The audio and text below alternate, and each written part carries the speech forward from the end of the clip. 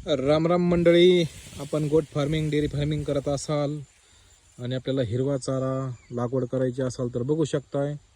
हे एकच बेट लावलेलं आहे, आपण एकच कांडी लावलेली आहे.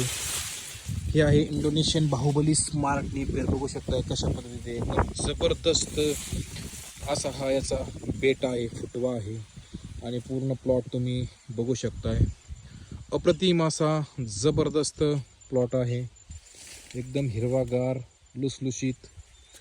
एकदा लागवड केल्याच्या नंतर 7, 8, 10 वर्ष आपल्याला पुन्हा लागवड करण्याची गरज नाही. याला कांड्या खूप कमी येतात, पाला खूप जास्त येतो.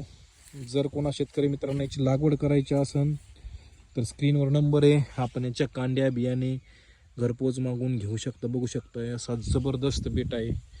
खूप आवडीनं याला शेळ्या खातात, खूप आणि खूप जबरदस्त.